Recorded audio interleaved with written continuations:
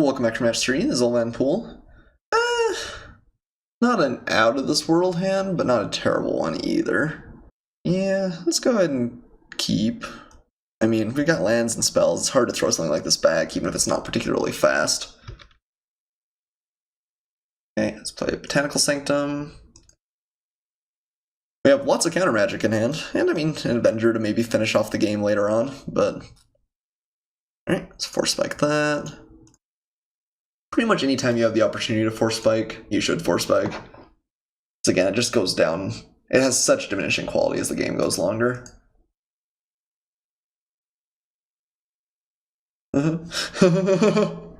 Opponent rescinds his good luck to us. That's okay, whatever you play this turn will resolve. Oh, I like nothing. I'll allow nothing to resolve. Okay, let's go and get Rivals, I think, here off Korean Sun Zenith. That was a good draw. I think it's not impossible that he just gets shot here, but... okay, remand for Dew. Fine with me as well. One gets a slight mana edge out of that, but he didn't use his last mana anyway, so... Ooh, I hate Ashiok. We have very little that pressures Ashiok too. That is bad. Okay. So this turn I think we have to go for the Mana Gorger Hydra. I think that's the only thing that potentially grows fast enough to kill off Ashiok. We just have to hope he doesn't have removal. Avenger's gonna be too slow. So even if we get Rivals and play it next turn, if we get Rivals, it's not killed. So both of these cases required our card not to be killed. Enough mana for Avenger plus token drop, right? So we'll have 4 mana this turn. Next turn we'll have 4 mana to go get Rivals this turn. The following turn we've got Rivals, which taps for 2 before we play Avenger. 3, 4, 5, 6, just not quite enough. So we'll have a 5/5. We have Mana Gorger Hydra, we follow it up with Mystic Snake, turns into 3, up to 7 at that point, and then we can maybe do Avenger afterwards, after Glenalendra and Mystic Snake have their way. I think I like the Itty Bitty Hydra a little bit better. I'm not sure that's correct, but besides, he's our boy. Like, we've played him every game, pretty much, every match. They're both pretty weak to removal, but it's okay. Slowly getting a little bit more information on our deck. But assuming he doesn't have anything, we get to start pressuring Ashiok. Play Glenalendra next turn. Gonna be a pretty good defense for the Hydra.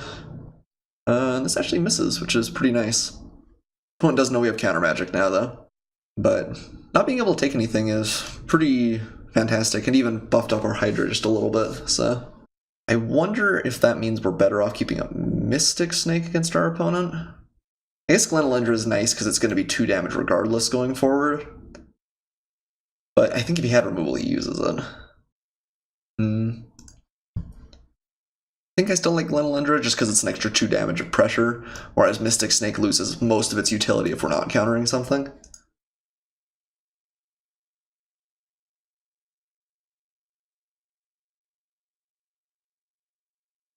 Okay. Any luck? Ooh, just a chump block. Okay. Interesting. Not sure I agree with that play, but interesting. We played that. He now knows about those 3 cards. Hasn't hit anything worth playing with Ashiok just yet. Bunch of lands. Okay, Simic Signet. We want to counter this. I guess we don't care too much. We'd rather counter other stuff. Okay. Okay, Frantic Search, pretty good. So let's play our Forest, play Frantic Search. Draw to pitch an island and something else. That gets us potentially big enough to kill Ashiok or get pretty close.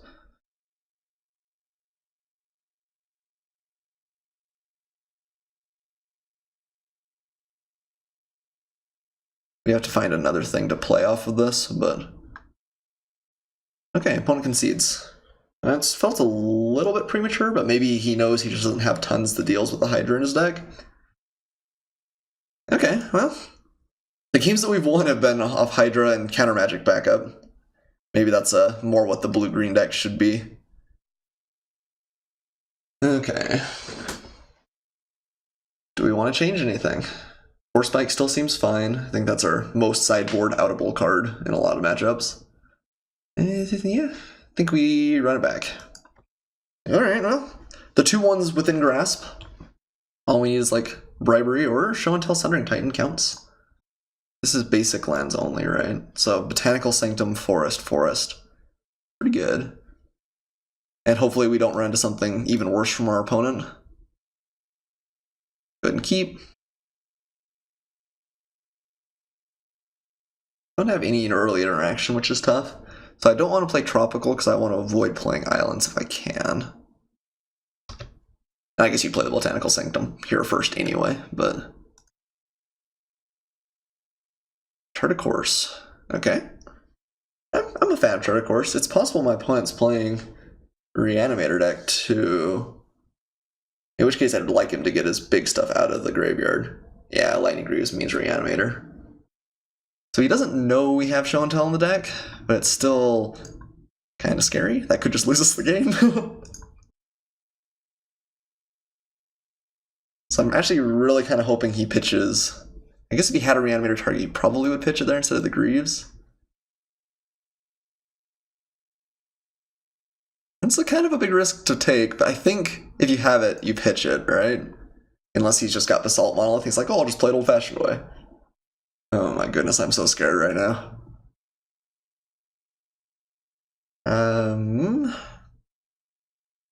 So, don't want Stomping Ground just yet. Yes, we'll keep... Well, I guess he's got some discard, in which case keeping Stomping Ground in hand might be better than having these other two effects. We're not going to play either of them. Put that on top. Oop. And that on top. I guess I should worry about the order in case my opponent has... something that blows up the Sylvan Library. I think we're going to Show and Tell. I think this is our best chance. Again, the fact that you discard the Lightning Greaves makes me think it's maybe okay. Let's find out. Alright, heart of the cards. No Gristlebrand. Please, no Gristlebrand. Oh, I'm so scared. A Phantasmal Image. Oh, that's rough. No creature to choose, so it comes in first. Oh, I'm sorry. I think I might have tried to do the exact same thing there. That's rough.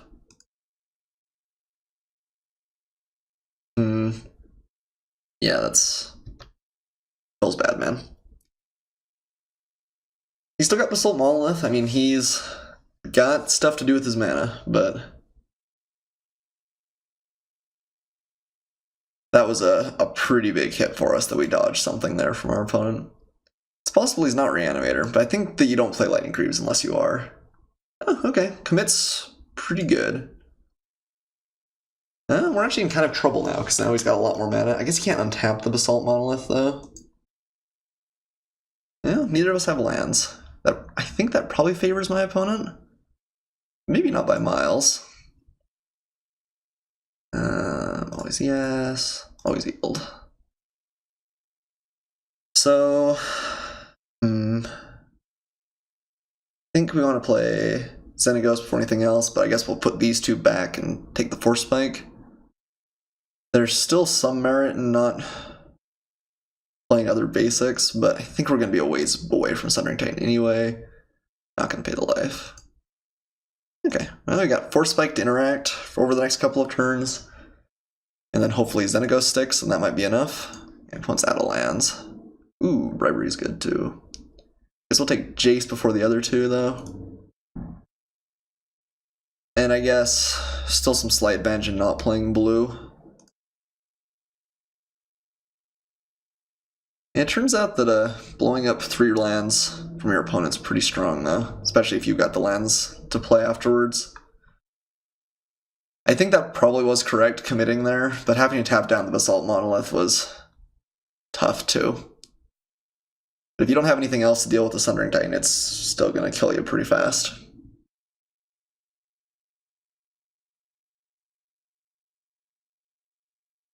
Alright.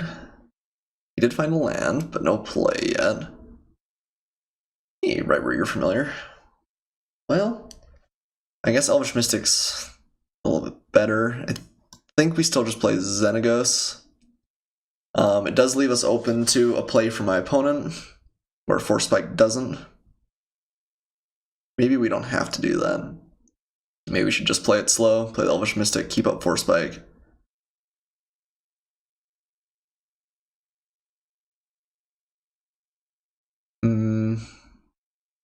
Xenagos is better if they don't have anything, obviously. Force Spike keeping this up is not irrelevant, though. Alright. For the next turn, we can play either Jace or Xenagos, and still have Force Spike available, so... Okay, opponent didn't play anything, so... Would have been better off with the Xenagos there, but... I kind of like just trying to keep my opponent locked out of the game as long as possible. So, do we Bribery? Is that better than other alternatives? Probably. So we want to keep both of those, so we can keep up Force Strike then.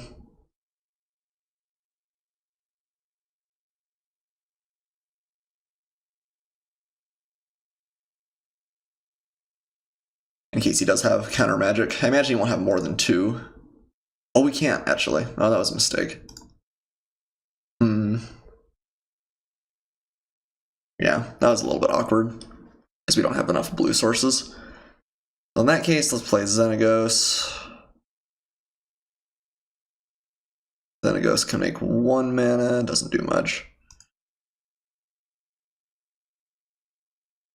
Alright. So I'm playing pretty cautious here, but I think we're in a position where we can play cautious. Next turn we'll probably Bribery. It'd be nice to do it with Force Spike, but... Okay. Opponent didn't try and counter anything, so... Alright, well... Yeah, not our, most standout deck, I think, but we did end up going 2-1, which isn't abysmal. Yeah, opponent had a pretty tough game, too.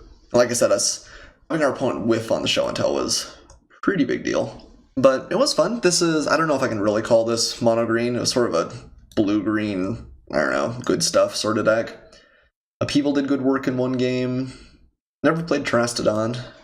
Yeah, I think that a blue-green tempo deck actually might have more of a place in the cube than I thought. Mana-Gorger Hydra into, Lenalendra or Mystic Snake actually felt pretty solid. Definitely got outdone. Our mono-green opponent went bigger and faster than we did, but... Against other, a little bit trickier decks, the interaction felt good. Well, this is probably my last cube draft. I don't know, I'm kind of bummed. This is definitely one of the funnest formats on Magic Online. And I'm really excited to be playing with new cards for Rivals of Ixalan soon, but I don't know, I'm gonna miss it until next year, I guess. Anyway, thanks as always for watching, and hopefully we'll be able to do some equally sweet things in Rivals of Ixalan. I'll see you guys there.